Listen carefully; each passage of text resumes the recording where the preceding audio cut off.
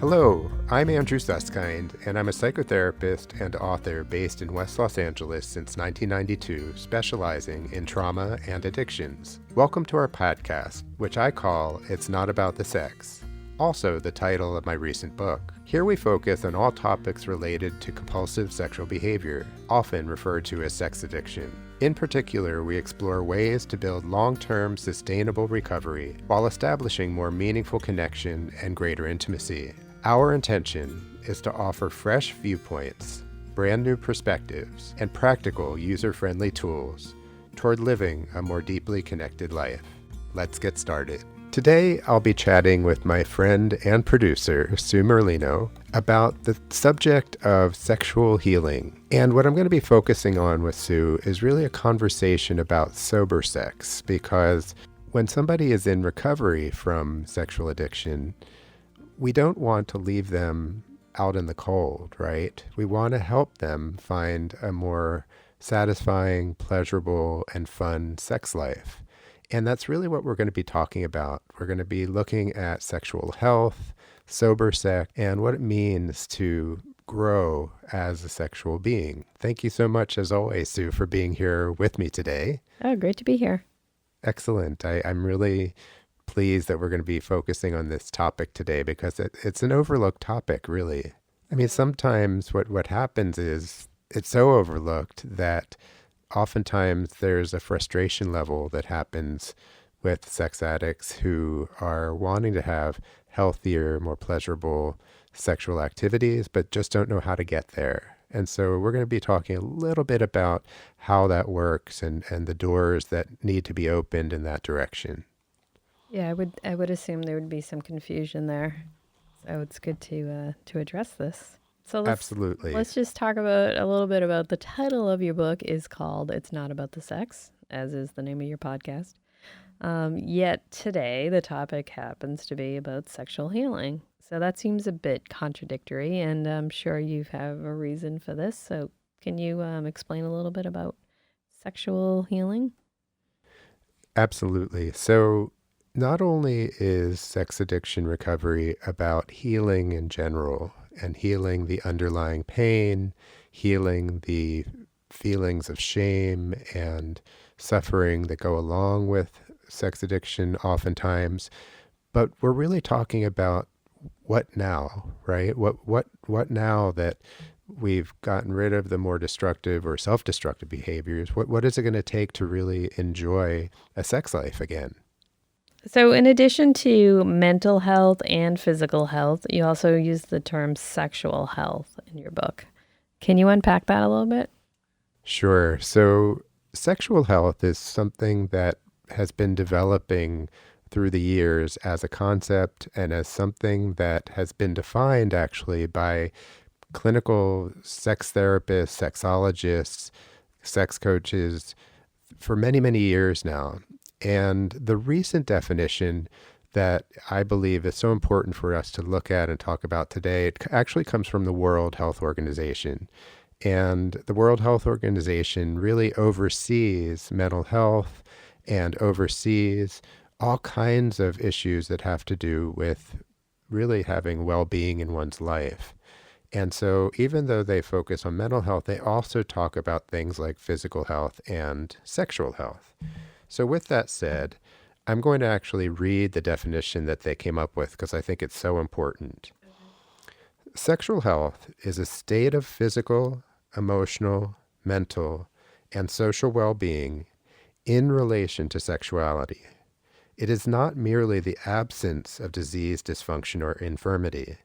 Sexual health requires a positive and respectful approach to sexuality and sexual relationships, as well as the possibility of having pleasurable and safe sexual experiences, free of coercion, discrimination, and violence. For sexual health to be attained and maintained, the sexual rights of all persons must be respected, protected, and fulfilled. That's quite an extensive definition. But the reason why I feel it's so important to bring that into our conversation is because this is not something to be taken lightly. This is something that has been put together by literally hundreds of experts in the field to try and come up with what sexual health really means and how each and every one of us, regardless of our background, can experience more fully in one's life.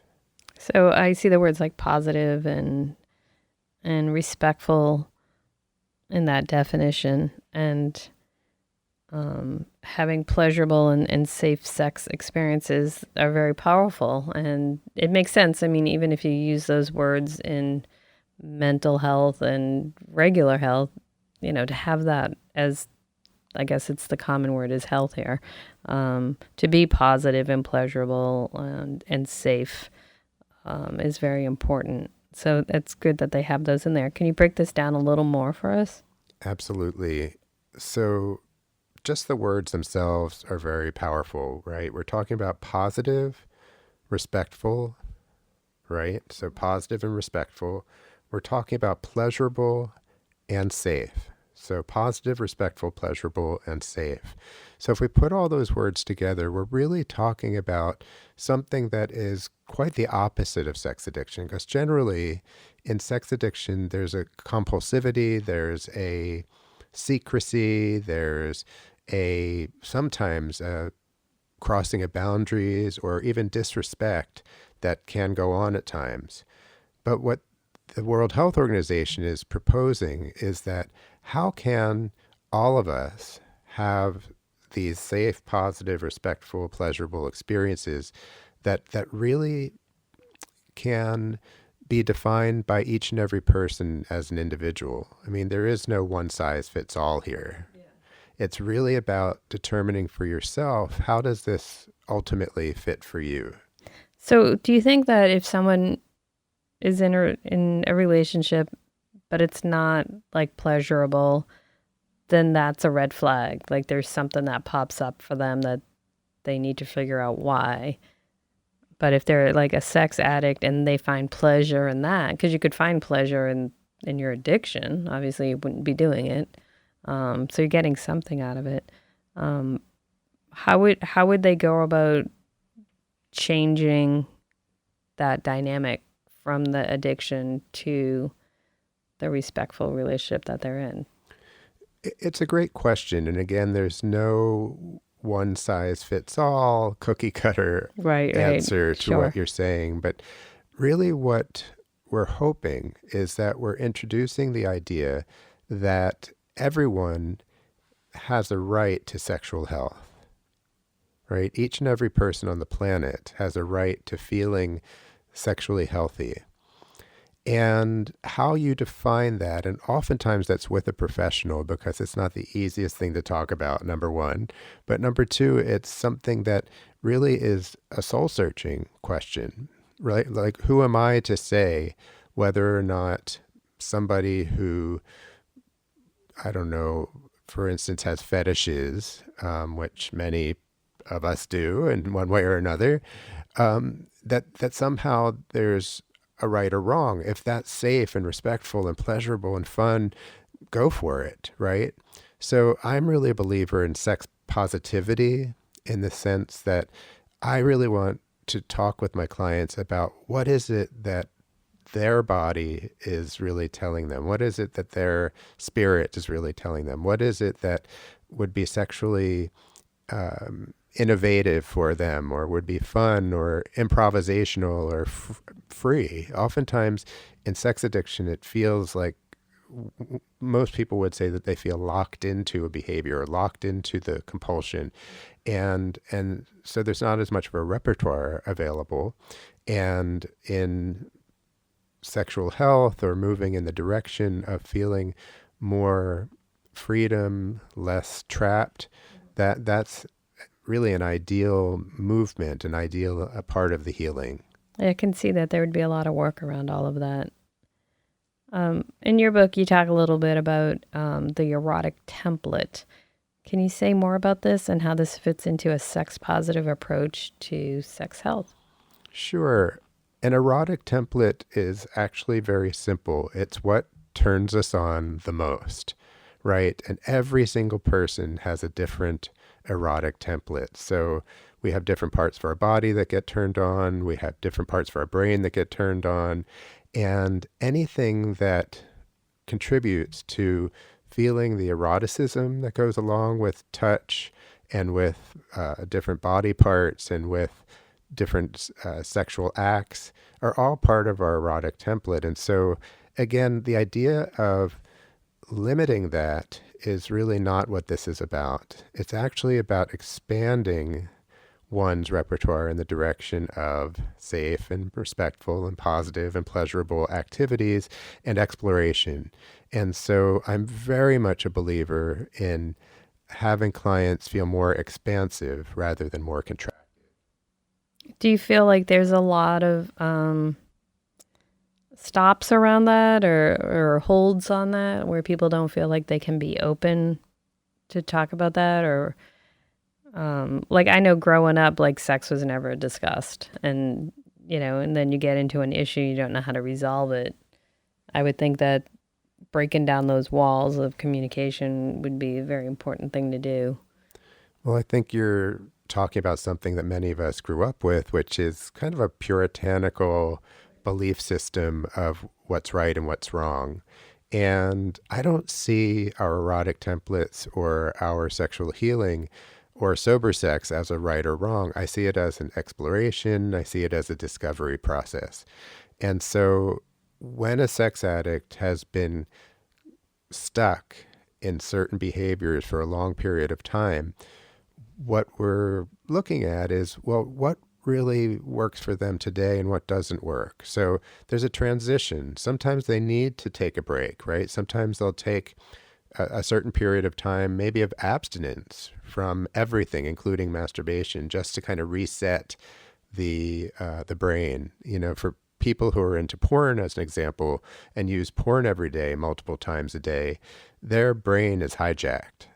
And what the research is showing is it takes about 6 to 12 months for them to reset. And so not that they have to be completely abstinent or celibate, but it is something to consider to take a break and then to open the conversation and to be really honest with oneself about what is it that I really want sexually? What is it that would really feel like more fulfilling and more fun and more free? You also talk quite a bit about sober sex. Tell me more about that and how it fits into long-term recovery from sex addiction. Well, sober sex is what has come to be called the transition time between the sexually addictive behavior and what it means to feel more sober with one's sexual choices. And so that can mean a lot of different things to a lot of different people. But what I thought I would do is actually share a little bit from those I interviewed in my book, because I think they actually say it even better than I do.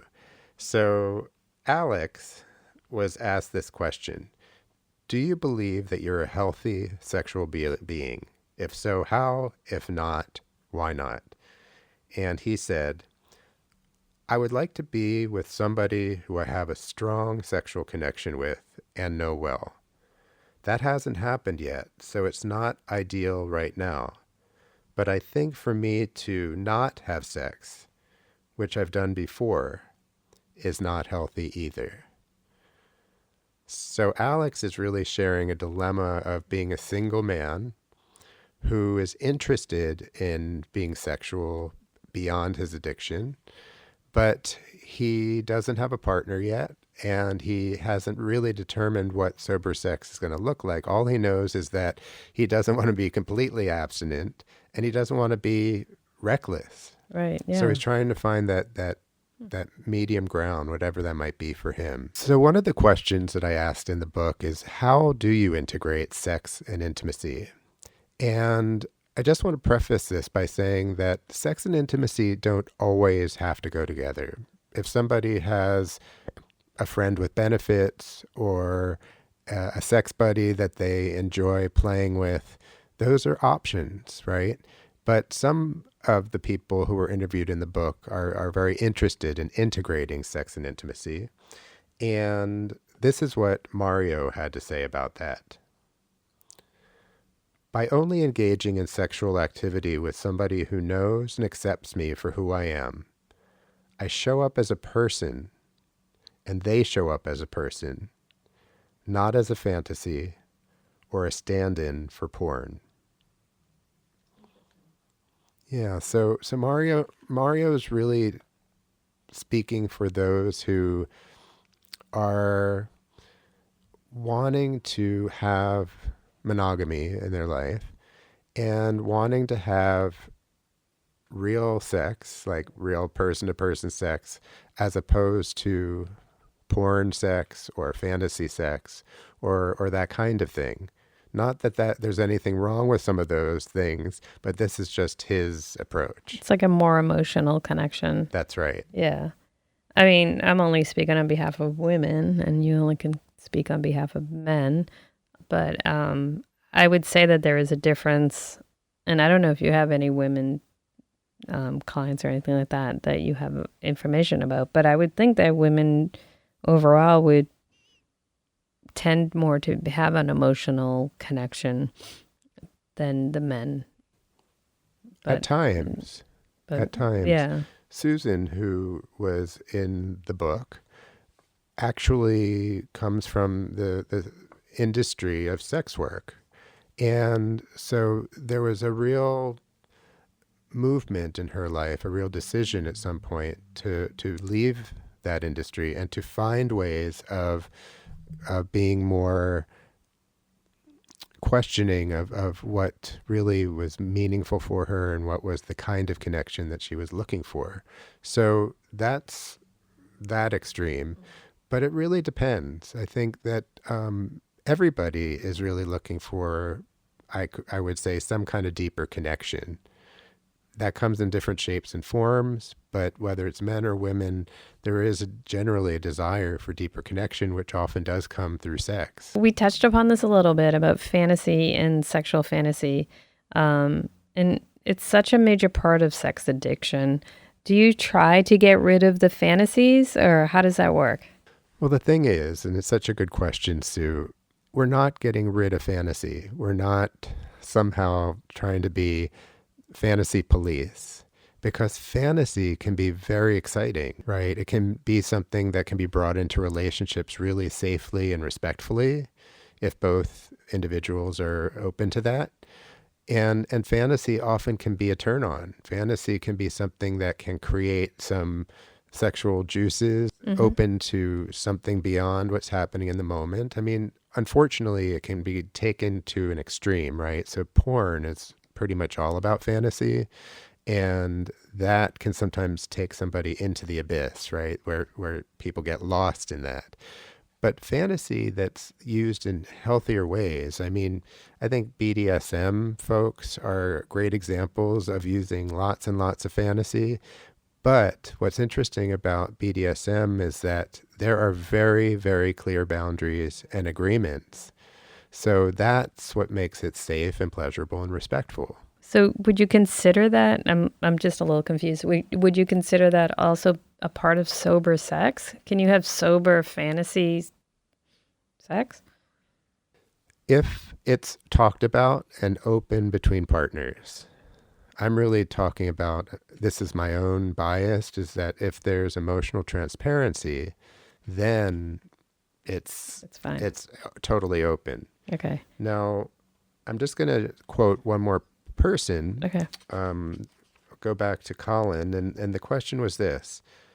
All sex addicts generally get lost in fantasy. So how is fantasy a part of your life today? And Colin says, that is a tricky one for me.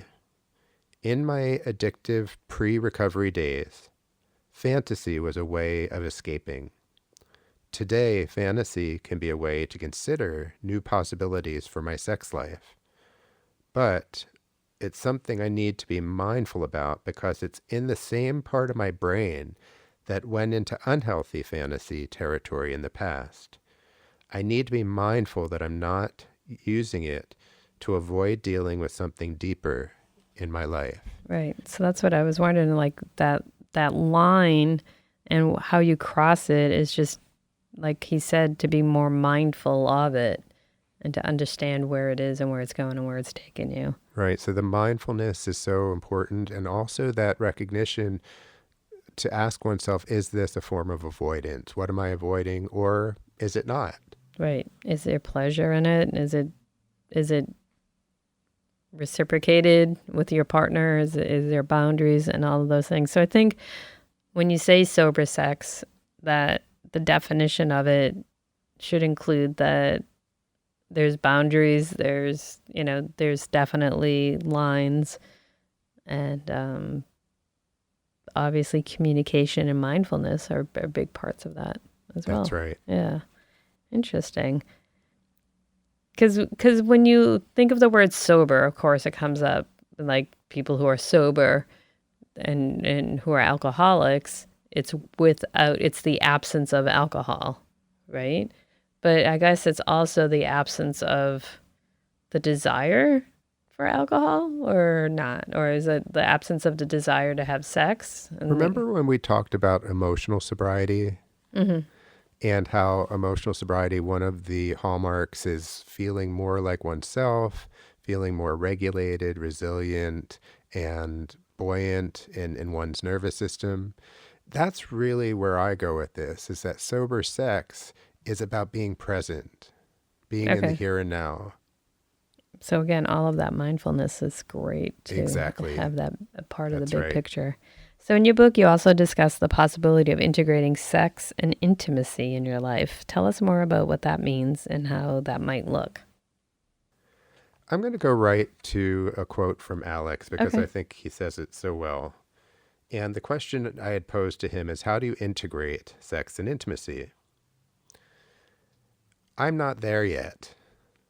When I have sex, it's with somebody that I like. I don't necessarily know them completely. I want to reach the point when I'm able to say that that I love the person I'm having sex with. So again, Alex keeps coming back to this idea that if we don't have a partner, if we don't have a monogamous relationship, there's all these questions of, well, how does sex and intimacy really fuse? How do they come together? And I believe that for many people, it's a wonderful goal, right? It's an intention that people hold towards having sex and intimacy working all in sync. But many times it's something that is elusive. I mean, 50% of the population is single. And so there's a lot of folks out there grappling with this idea of, how do I have more emotionally sober sex, more deeply connected sex, and not necessarily be in a long-term exclusive relationship. And again, I think it's such a soul searching to have these honest conversations about what is it that I really, really want, and how do I explore and do some trial and error to see what ultimately fits for me, whether I'm partnered or not. Do you think that our society will get rid of the taboos around this someday, or do you think we're on that path? I wish I could say yes, but my heart says that we're in very divided times nowadays, that there's a more liberal half of our country and there's a more conservative part of our country. And I think the liberal half would really understand this conversation and be interested in what we're talking about. And I think the conservative half would have some trouble with it and would have challenges around some of the concepts that are being raised. So I think internationally, and that's really where I see this, like the World Health Organization is exploring what sexual health means to every single person on the face of the earth. And so the fact that in 2020, we are now looking at what that means to everyone in terms of mental, physical, sexual, I'll add spiritual health, is really a testimony to the open-mindedness and the open-heartedness that is happening more and more. It's just a very gradual Yeah, process. it seems like it's slow. It's even slow to the whole mental health umbrella. I think that there's still taboos around that. Exactly. But There's we've seen those, get less and less as time's gone on, which we've talked about in previous podcasts. But the whole mental health and sexual health piece of the WHO definition, still has a ways to go. right. There's still a lot of stigma and misunderstanding out there about addiction in general. And we're really talking today about something that is actually very taboo for a lot of folks. And I just want to make it more user friendly. I mean, how can we have these conversations that can really open oneself to the possibilities? And that's what we're looking It at is is it the is possibilities. communication. Yeah, it's all about communicating. Right. Yeah, excellent. So once again, my friend and producer, Sue Merlino, thank you so much for joining me and having this important conversation today. Yeah, it's fantastic to talk about these things that need to be talked about. Thank you for listening today. It was so terrific to have this conversation with my friend Sue and really talk about something that oftentimes is not talked about. And so I'm just really pleased to have this particular topic looked at more closely. Be sure to give us a 5-star rating, and we welcome your comments. And also you can share us on Spotify as well. And if there are things that you want us to discuss in the future, just let us know. And I do look forward to sharing more and more with you in future podcasts. And thanks again for being here today.